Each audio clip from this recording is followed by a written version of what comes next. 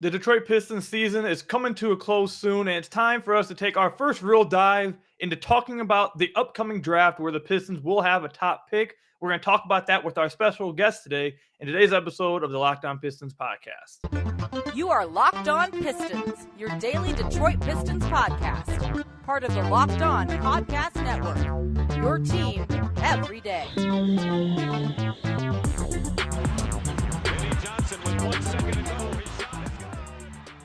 What's the deal? Welcome back to another episode of the Locked On Pistons podcast. Per usual, I'm your host, Kuka Hill. You can find me over on Twitter at Kuka Hill. I want to thank you guys for making Locked On Pistons your first listen of every single day. We're free and available on all your podcast platforms. And if you haven't already, head to the YouTube channel at Locked On Pistons. Hit that subscribe button. We're just under 200 subscribers away from 5K subscribers. So please go over there, hit that subscribe button. Let's try to get there before the end of the season. And also, you can leave a 5-star review on whatever podcast platform you're listening to this on. That's another great way to support the podcast. Throughout this podcast, we're just going to be talking about everything draft. This is going to be my first dive-in episode, just talking strictly prospects, the draft, maybe a little bit of the offseason. I know you guys have been waiting for that, and as the season closes, and especially when the season does officially close, we'll really dive even further into it. But this is the first episode we're doing it, and I have a special guest joining us on the podcast today. You guys can go ahead and call him Dope. I've interacted with him on Twitter. You guys can follow him over on Twitter. I'm Dope LOL. He's great with Pistons analysis, great with draft prospects, everything involving the draft. I'm going to really respect his opinion. So if you haven't checked him out, definitely go check him out on Twitter. Follow him. He provides great analysis with the draft and all that. So, and a Pistons fan just like the rest of you guys. So, Dope, appreciate you coming on, man. Let's get right into it. So, the Pistons currently, they're sitting with the top odds in the entire draft. So we know that with being at the top of the draft, if you have the first odds, the first three teams all have the same odds, but it makes sure the Pistons don't fall anywhere further than 5. So the first thing I want to kind of get your opinion on, we're going to be all over the place, so just stay tuned, everybody. But the first thing I kind of want to get your opinion on with the draft is Wemby's obviously number one. I feel like at least still, Scoot is basically going to be number 2, I feel like. If the Pistons were to fall to 3, 4, 5, without diving too deep into these prospects, just what are some names that you think the Pistons will be looking at if they were to fall to 3, 4, and 5? What are some names you think they'll be looking at? Well, the first one that comes up to my mind is obviously Brandon Miller. A lot of Pistons fans love him. Another option is obviously Thompson. Probably the most freakish athlete in this class, other than Victor Wembanyama, of course. We have his twin brother, Asar Thompson, and Cam Wimmer and Jarris Walker rounds out that list to me. Oh, okay, so let's go in between all of those guys you just named there, and a little bit later we'll talk about the top of the draft, where it sounds like it's maybe getting even a little bit more confusing than maybe we think it was going to just a few months ago. But just let's dive in a little bit. I want to get your thoughts on some of those guys. So I've talked about on the podcast, and you've said you've listened, and me and you, we've done a lot of Twitter spaces over the last few weeks.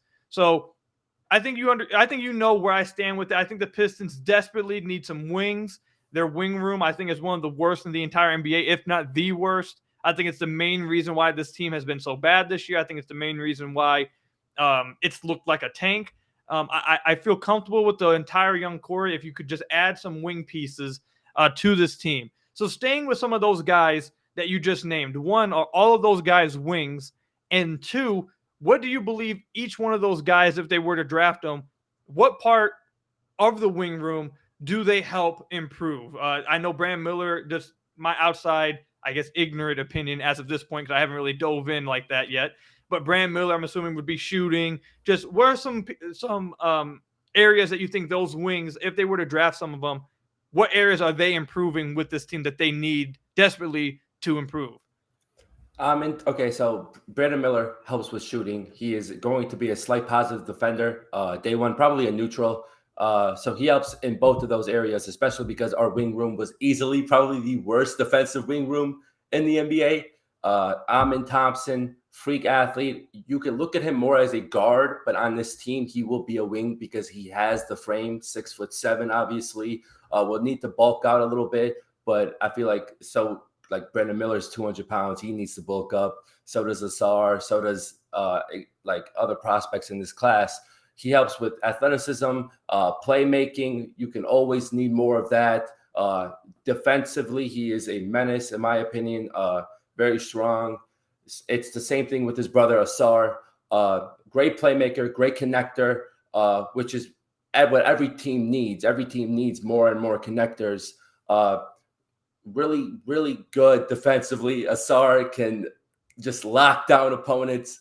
He might have generational lateral quickness. It's insane how quick he is at the point of attack, as well as being a great off-ball cutter. So he's able to thrive off of Ivy and Cade's gravity. When they bend defenses, they could kick it out to Asar, and Asar will be able to take advantage of that.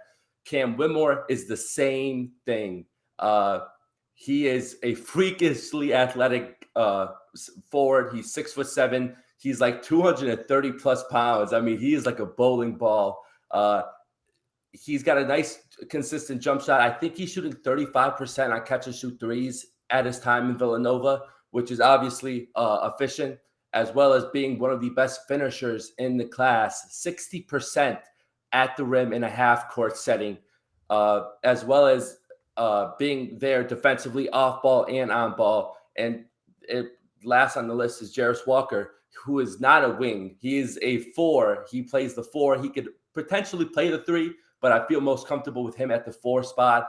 Great secondary rim protector, great switch defender, chops his feet up really well. We need more defenders. We need more playmakers. Jarris Walker is he reminds me of like Duren, where his processing speed is so quick that as soon as he gets the ball, he's able to make the consistent and right read time and time again, as well as a 3-point shot that looks very, very solid. And yeah. All right. So let me just ask you this. So like I've said over and over on the podcast, that I think the Pistons desperately need to address their wing room. I feel like, again, I've said this before, I feel like if you brought almost everybody back, but just simply address like 3 players in the wing room, all of a sudden this team looks different. Now, they probably won't do that, but that's just it's kind of my way of illustrating just how bad the wing room is and how much that actually held this team back. That you could probably just replace 3 wings with some guys and they would be infinitely better. I'm looking on Tankathon, I'm looking at the mock draft. Obviously, it's probably not too accurate, but where I'm going with it is I'm seeing a bunch of 6'9", 6'7", 6'7", 6'8", 6'7", 6'7", 6'7", 6'9", 6'6", 6'8", like a lot of seems like wings in this draft. If the Pistons do fall out of the top spot, or if they do fall to 2, and let's say they don't like Scoot for some reason, which I pray to God they do, but let's say they do fall to 2, they don't like Scoot, they fall to 3, 4, 5. Do you think they will have any problem addressing their wing room in this draft? Not at all, especially because this class is so wing heavy. Even in the later first and second round, we're not going to dive into that, of course, because we don't have enough time, but it's a wings league, and more guys are coming in with bigger than ever, taller than ever, and being more skilled as ever. And I feel like if you do fall out of the top 2, it'll hurt and it'll suck. Or if you're not high on Scoot, you're still able to get the biggest need that the team has, which is a wing. And not only are you able to fill that need, but there's a lot of wings, in my opinion, that could come in and help and be that third option alongside Cade and Ivy and help propel this team to where we need to get to. All right, fair enough. When we come back, though, coming up, we're going to talk about the heated debate that's been going on over the last few weeks. I just want to touch on it, and then we'll continue to talk about some other prospects and the Pistons' upcoming draft that will be pretty big for their rebuild. So stay tuned to that. But first, I got to tell you guys about one of our sponsors, Ultimate Pro Basketball GM. I'm really geeked out by a new partner and sponsor of today's episode, the mobile game Ultimate Pro Basketball GM. Ever dreamed of becoming an NBA GM and managing your own basketball franchise? Well, your dream can come true, and this game is definitely for you. Manage every strategic aspect of your team, play through the season, and lead your team to glory. You're responsible for hiring the right coaches and assistants, trading and training players, making draft picks, navigating your franchise through free agency, the draft, and all the ups and downs of a season. All this in a challenging and realistic game world. Ultimate Pro Basketball GM is completely free and playable offline, play on the go, as you want, when you want to. And when I tell you that it's challenging, It is very challenging. I've yet to do anything in my 3 seasons of doing this. Somehow, Locked On Bulls, I feel like they're cheating somehow. One of you guys actually said they think that they might be contributing or participating in like microtransactions to try to boost them. Hey, I don't know what it is. You guys can go ask them what's going on because they've won the championship twice. I haven't been able to do anything in this, so it definitely is challenging. It's not easy. It also is kind of fun too. So I definitely would suggest you guys go and try it out. And Locked On Pistons listeners get 100% free boost to your franchise when using the promo code Locked On in the game store. So make sure to check it out. To download the game, just visit probasketballgm.com, scan the code, or look it up on the app stores. That's probasketballgm.com. Again, to scan the code or look it up in the app stores. Ultimate Basketball GM, start your dynasty today. So I want to thank you guys again for making Locked On Pistons your first listen of every single day. We're free and available on all your podcast platforms. And if you haven't already, head to the YouTube channel at Locked On Pistons, hit that subscribe button, or leave us a 5-star review on whatever podcast platform you're listening to this on. That's another great way to support the podcast. Before we dive any further into the draft, I just want to say Dope mentioned to me that he did download the Ultimate Pro Basketball GM app, and he's having just as hard of a time as I am. Now, I can't say I got fired. He said he got fired one off season in. I haven't gotten fired yet, but I have to assume it's getting close. So that it just lets you guys know how challenging it is. Have you had fun playing it, Dope? Oh, I had so much fun, bro. I was actually 3 seasons in. That's how far I've gotten. Fair enough. I drafted 3 players. 2 of them were busts, by the way. So that just shows you how hard this is, man. And I got fired because I said I would make the playoffs, and I did it, and I lost my job. Tough scene. But I'm telling you, it's challenging, guys. You guys got to check it out. It definitely is pretty fun. All right, so Dope. I don't want to go too crazy with this heated debate that's been going on because it's going to change by the time the draft comes around. Maybe Scoot goes higher, maybe Brandon Miller goes higher, but opinions are still being formed. So I'm obviously the debate we're talking about is Scoot versus Brandon Miller at 2. If the Pistons were to fall to 2, people are starting to become really high on Brandon Miller. He's out of, I believe, Alabama. So instead of the way I want you to answer this, I don't really want you to answer whether who's better, but just give us an idea of why Brandon Miller is all of a sudden catching up to Scoot in some people's eyes. What's so good about his game, and what is so great about Scoot's game? Because I've talked with you personally, you still have Scoot above Brandon Miller. What's so great about Scoot's game, but what is it about Brandon Miller that's making people out there like, oh God, is he actually the number 2 guy? Like, what's going on here? Well, it's the size, man. It's a wings league, like I said it before. And when you're 6'9" and you're able to self-create at the level that he can at the 3-point line, it's so incredibly valuable. He can hit it off the movement, off ball, in the catch and shoot stance. He's able to self-create step back, side steps. When you're able to do that, and not only do that, but do that efficiently, GMs are going to find you very valuable, especially because I feel like there has been a lot of guards of like Scoot's archetype that are speedy, electrifying, but can't really shoot and didn't take that step that GMs expected him to take.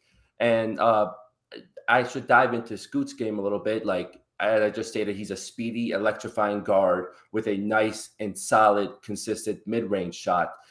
He does tend to go to that mid-range shot too much, in my opinion, and doesn't attack the paint at will like he did last season. So I feel like GMs are looking at that and seeing the kind of like change of game. But it's weird because he still has that energy and that dog and that motor that you see game in and game out with Scoot. It just it looks like he's trying to develop his game more than just take over the G League like some GMs expected him to. He can get to the paint at will. He's a really good playmaker, good passer into the interior. He can hit, he can drive and kick, right? Super efficient at the rim. Really good, probably the best mid-range jump shot, in my opinion, for a speedy, electrifying, undersized guard. That is something I failed to bring up. He is undersized, of course, 6'2", but he is a tank. You've seen those pictures of Scoot.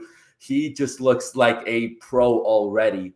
And I feel like the biggest difference between Scoot and Brandon Miller and why Brandon Miller's there with Scoot and some of these GM's eyes are the size and the three-point shooting. It's obviously a three-point shooting league, and when you can shoot the ball as efficiently as Brandon Miller has, it's very hard to replace, and it's very hard to find guys that can hit off movement.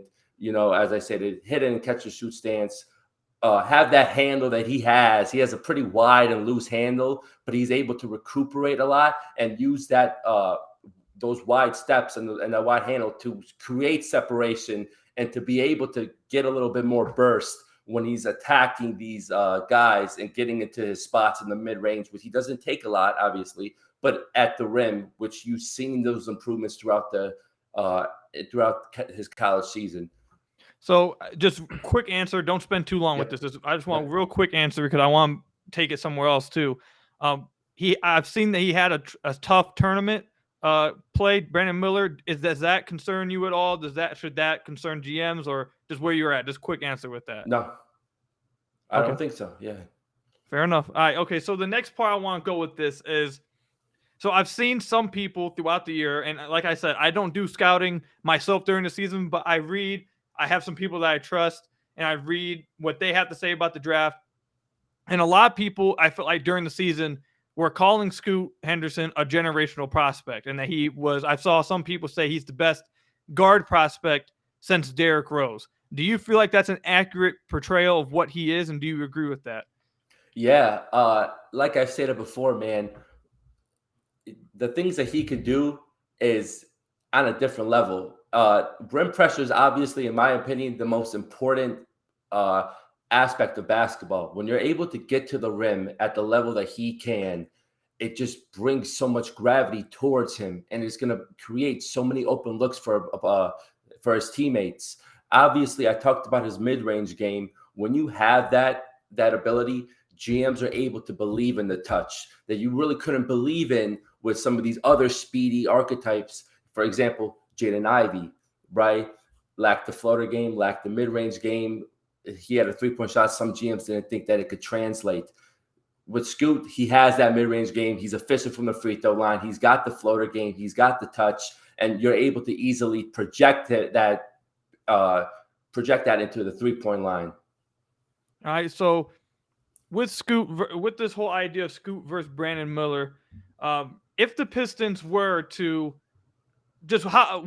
would you be angry, disappointed if the Pistons were to go Brandon Miller over Scoot at 2? Would you understand it? What would your feelings be at this moment on March 25th? How would you feel at this moment if they went Brandon Miller over Scoot? I might get banned on Twitter, to be honest with you.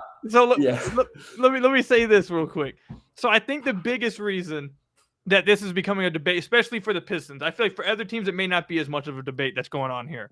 But I think the reason why it's becoming such a debate in the Pistons community is what I just said in the first segment. The wings are awful. They desperately need wings. Brandon Miller's a wing. He's right there. He addresses shooting. He could be really good. Like, he's right there. He fits this team perfectly. I don't want to get into my argument of you never take fit over best player available. You always take best player available. But what I want to ask is this. What are your concerns, if you have any, based on what you've seen from Scoot in your scouting? Do you have concerns about his ability to fit with Cade and Ivy on the floor? And what are those concerns that could possibly be raised? I mean, you have talked about it. I'm sure some of the concerns that people after will immediately come up with that are listening is, well, you'll be undersized defensively if you have Ivy and Scoot as your backcourt in a league that's going bigger and bigger and bigger just overall in all positions. Just what do you have any concerns about them fitting together, and what would those concerns be? And the concerns that you do bring up, how concerned are you? Well, the first thing that comes to mind, Koo, is three-point shooting, obviously, right? If we do add Scoot, our best three-point shooter between the three would be Jaden Ivey, which doesn't sound good when you put it at that. But I'm not too concerned about that because I'm an optimistic Pistons fan, so I do think that Cade and Ivy will grow as three-point shooters. But once again, Koo, if it doesn't work out, that's going to be what easily holds this team back. And obviously, like you said, defensively, the best thing about Cade is that he's such a big point guard, and then you're able to put Ivy alongside next to him because Cade is just so huge and could guard other 2s and 3s, and you could put Ivy on point guards and such. You lose that size when you run out the court with 6'2" Scoot, 6'4" Jaden Ivey, and a 6'6" small forward in Cade Cunningham. So I feel like those would be the biggest concerns in my opinion. And how big are those concerns large enough for you to pass up on Scoot? No, I mean, because there's so many positives that you get with having 3 dynamic playmakers and initiators in Cade Cunningham, Jaden Ivey, and Scoot Henderson. Okay, and the last question I'll ask you, and then we'll move on. In the final segment, we'll talk about this a little bit more, but then there's another place I want to go with it. But last question I have for you. We've talked about this a lot in the spaces. I'm sure a lot of the people that have tuned in with the spaces. If you haven't, if you're not on Twitter, or if you are on Twitter and you don't follow us, definitely follow us. We be hosting spaces just to talk Pistons hoops whenever we get bored. It's a lot of fun. We talk with you guys. It's a lot of fun. So definitely check it out and follow us if you haven't already. But we've had some people come into the spaces and tell us that yes, the fit may be wonky and there is some concerns that need to be played out. But we've had some people say you deal with that with Scoot because Scoot may very well be a better prospect than even Cade Cunningham, and then you don't pass on that. Do you agree, just real quickly in short, do you think that Scoot is a better prospect than Cade, or do you think they're on the same level? And do you agree with what I said earlier that I saw some people saying that he's a better prospect, he's the best guard prospect since D Rose? Do you think that's a little bit too far? Just your overall thoughts on everything I said just there. I think they're on the same level. I would give like a slight edge to Scoot just because of the athletic freak that he is. It helps his ceiling tremendously. Fair enough. All right, when we come back, we'll talk a little bit more about Scoot and Brandon Miller, because I feel like those are the 2 guys that are really popular in the Pistons community right now. We'll talk about that. And then also, I'll run a fake simulator on Tankathon, and we'll play out a draft according to how Dope thinks the draft would go in this fake lottery that I'm going to sim here. So stay tuned for that. But first, I got to tell you guys about one of our sponsors, FanDuel Sportsbook. The tournament is heating up, and there's no better place to get in on the action than FanDuel, America's #1 sportsbook. That's because right now, FanDuel is giving new customers a no-sweat first bet up to $1,000. That's $1,000 back in bonus bets if your first bet doesn't win. Just go to FanDuel.com/lockedon and sign up today to claim your no-sweat first bet today. Then you can wager on everything from the money line to point spreads to which team will be cutting down the net. All on an app that's safe, secure, and super easy to use. And a player prop that I'd advise for you guys to stay tuned with is Killian Hayes is over on his assist, Jane Ivey's over on his assist, and whether or not the other plays or not, I'd look at their point spreads too. I'd look at that. They're both been really good, especially playmaking lately. I feel like that's been a good bet to take the over on their assists. Their points are a little bit more risky, but their assists I feel very confident with. I've been going with that a lot lately. So don't miss your shot at the no sweat first bet up to $1,000 when you join FanDuel today. Just go to FanDuel.com/lockedon to sign up today. Make every moment more with FanDuel Sportsbook. So I want to thank you guys again for making Locked On Pistons your first listen of every single day. We're free and available on all your podcast platforms. If you haven't already, head to the YouTube channel at Locked On Pistons, hit that subscribe button, or leave us a 5-star review on whatever podcast platform you're listening to this on. That's another great way to support the podcast. So Dope, we spent a lot of time getting your thoughts on Scoot. And again, like I've told you guys, Dope is a Pistons fan just like you guys, but I've interacted with him a lot over the past year. I've gained a lot of respect for his opinion. He knows what he's talking about. He's really good with the draft. I really respect his opinion. So you guys definitely should go check him out. Follow him on Twitter. I'm Dope. LOL. He's, again, like I said, he knows what he's talking about with the draft stuff. We're going to have someone else on the podcast eventually that I've also grown to respect in the draft too, in the Pistons community. I want to put on Pistons fans that are trying to get into this space and do really good work and know what they're talking about. And Dope is definitely one of those guys. So check him out on Twitter if you haven't already. But so we spent a lot of time getting your thoughts on Scoot. Brandon Miller is the other one. We've gotten some of your thoughts on him, but just if he were to come to this team, if he were to join the Pistons draft him at 3, let's say 3 or even 2, let's say they would go with him at 2. What's he instantly bringing to this team? How much do you think he would help this team? And what's your evaluation of him as a prospect overall right now as well? Well, he brings the 3-point shooting that we so desperately need, man. He's able to space out the floor for Cade and Ivy, for them to be able to work the mid-range game, for them to be able to attack the paint consistently, and for someone that they can rely on off ball to score, give them a ton of assists. I think that's the biggest strength of Brandon Miller, is his ability to play off ball. I think he's great in transition. His athleticism shines. You obviously have 2-point playmakers in Cade and Ivy that are willing to give him the ball in transition, and you could see those three just automatically fit so well together. I like Brandon Miller as a prospect a lot. In my opinion, he's number 5 for me in this class, but he's still one of the better ones in like the last decade, in my opinion, or last 3 years, whatever the case may be. His creation has taken a major step, obviously from the 3-point line. I think when I watched his high school film, he was able to work a lot in the mid-range game. I kind of see similarities to Chris Middleton, right? So when you think of that, obviously it's a question, is Chris Middleton worth the 2nd overall pick? I mean, that's a whole different conversation. But once again, this team would be great with the Chris Middleton as their 3rd option. So I think that having Brandon Miller alongside Cade and Ivy is able to help us get to the levels that we need to be. I think the fit-wise is one of the best that we could possibly have next to Cade and Ivy. All right, so 2 quick questions before we go into the fake lottery and get what you think, how it would play out. First question is, do you think that out of all the prospects that they could take in the top 5, Brandon Miller fits the best? If you're just talking fit, you think he would fit the best, or is there another prospect? Well, Wemby, without talking Wemby, but outside of Wemby, do you think Brandon Miller's the best fit outside of that? Yeah, without a doubt, man. It's the 3-point shot. Every other prospect in the top 5 doesn't have that 3-point shot that Brandon Miller has. So I feel like that is what helps him. Okay, and then the second question I have, you said you have him 5 right now on your prospect list. I'm assuming obviously 2 of them, Wemby and Scoot. Who are the other 2, and why do you like those other 2 real quickly? Because I do want to get to this fake lottery and play that out. But who are the other 2, and why do you have them? What about their game makes you have them higher as a prospect than Brandon Miller, after all the things you've said about Brandon Miller's creation, 3-point wise, etc.? It's the Thompson twins. In fact, it's Amin and Asar Thompson. Their athleticism is absolutely insane. I'm a guy that likes to bank on tools, right? If you have the right tools, I feel like we could work on the rest.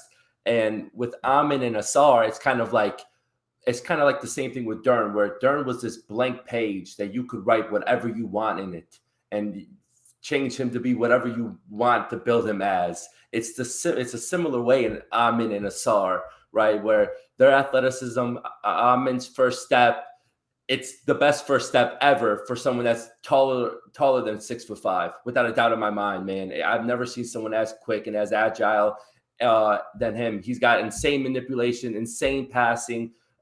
He's going to be a walking paint touch. It's going to be so easy for him. With Asar, with both of them, it's defense, but Asar is going to be that point of attack defender. He's easily, in my opinion, going to be an all defensive team player.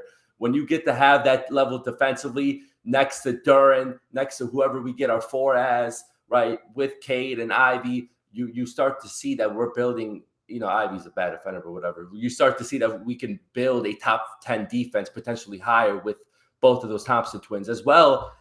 Asar also has probably one of the best handles, in my opinion, and a 3-point shot that is growing 38% in the overtime elite playoffs. Absolutely insane. 8 attempts a game. So when you see that level of confidence for him to get the ball and just sling it over and over again, you start to see the work ethic that those 2 have and that you can start to build off of. All right, and lastly with those 2 guys, and then we'll get into the draft. You brought up athleticism. You've brought up their defense. I believe I remember you mentioning to me about their playmaking. Which one of the Thompson twins, or if both, have playmaking chops as well at their size? Which one is it? And again, if it's both, go ahead and let us know. In my opinion, I think they're both great playmakers. Amin is obviously the better one. He has potential to be a true primary initiator, right? Where he's the guy that you build around of. Obviously, with the Pistons, that wouldn't be the case. He'd play alongside Ivy and Cade. But with Asar as well, in my opinion, they both have the potential to be elite level connectors where they could get the ball, drive, be able to play make, pass out of it, keep the ball flowing, and be able to create more open looks for our teammates, including Cade and Ivy.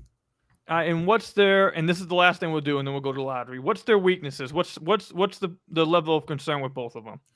Amin Thompson, it's obviously his jump shot. It does not look pretty. It just does not look good. I mean, he works on it a lot. I've heard people say that he continues to work on it and put the effort in, but you just don't see it. I think he's inefficient from the mid-range area. He's inefficient from three. That's easily what's holding him back for being such a great prospect. With Asar, obviously, I talked about his three-point shot growing. He killed it in the playoffs. But for me, it's the creation from inside the three-point line as well, in the mid-range area, that's holding him back. He kind of isn't as athletic as Amin Thompson, still athletic though, but the level of creation just isn't there compared to Amin. But the handle allows him to get to his spots in the mid-range. He just can't make those shots. And I feel like with our core, with our staff that we have, I feel like he could grow as a scorer in the mid-range area. All right, so there you go with that. Let Dope know how you guys feel about what he said here in the comment section down below or over on Twitter. Now I want to get into end the podcast. I'm going to sim the lottery here. I want to get your opinion on how you think this would play out and who the Pistons would take. I'm kind of hoping that we don't get top two in this fake sim because I feel like that's kind of obvious. I want them to fall. So let's go ahead and click sim. All right, well, they got number one in this one. That's like the best outcome we've ever gotten on Locked On Pistons. So let's do it again. Good luck, man. Come on. All right, this is a good one. Okay, so we're going to go through the draft. I want you to tell me how you think this plays out. So at 1, Orlando, Wemby, right? Wemby, whoever. Okay, number 2 is Charlotte. Who does Charlotte take? In my opinion, I think Charlotte should go with Scoot Henderson. Okay, so Charlotte goes with Scoot. 3 is Washington. Who does Washington take? Ooh, they should go on Amin Thompson for sure. They need that high ceiling guy, man. Okay, number 4, Indiana. I feel like it has to be Brandon Miller alongside Tyrese Halliburton and Benedict Mathurin. Okay, and then at 5 is Detroit. So I'm assuming based on what we talked about earlier, you'd have Detroit taking Asar? I would have Detroit taking Asar Thompson at 5, yes. And who are some other players that would be at play at that 5 position that would have you seriously considering outside of Sar?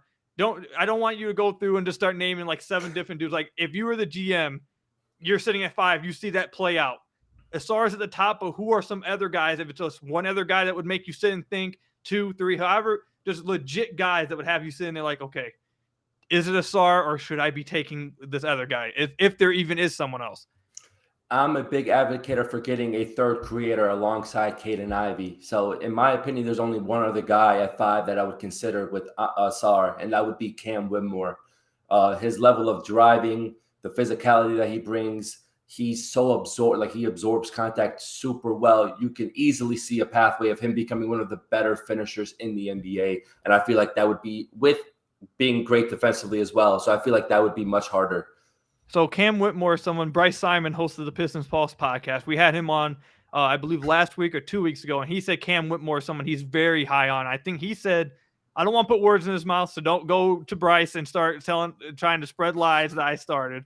But if I remember correctly, I think he had him in his top 5 or 4 with Cam Whitmore, how high he was. This is what we'll end the podcast on, since you brought up Cam Whitmore.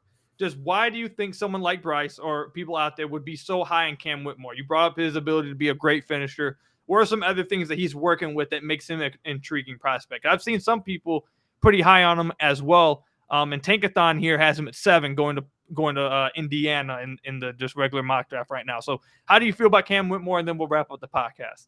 Well, man, Cam Whitmore, it's his self-creation as well. His handle is a little bad in my opinion, but it's because of how fast he is. And I feel like he has plenty of counters to get to the rim.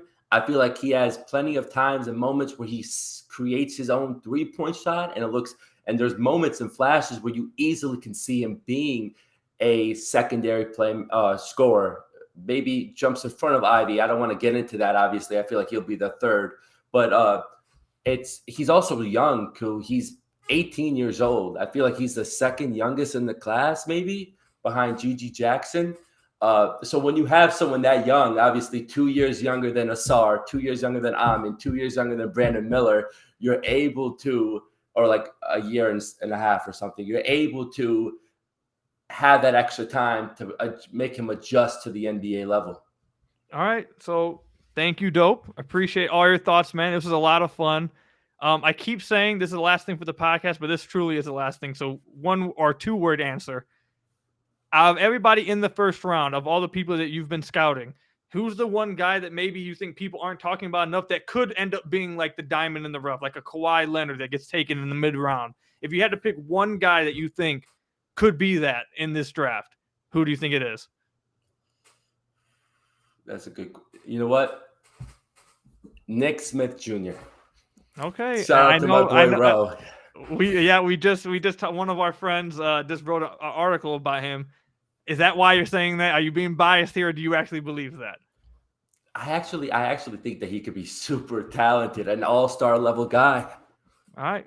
Fair enough. All right, Dope. Appreciate you coming on, man. Again, all you guys out there, follow Dope on Twitter. I'm Dope LOL. Again, he's great with Pistons analysis, great with the draft. I respect his opinion highly. I wouldn't bring someone on the podcast and have them talking with you guys if I did not respect what they were talking about and think they knew what they were talking about. So he's a great follow. Go check him out.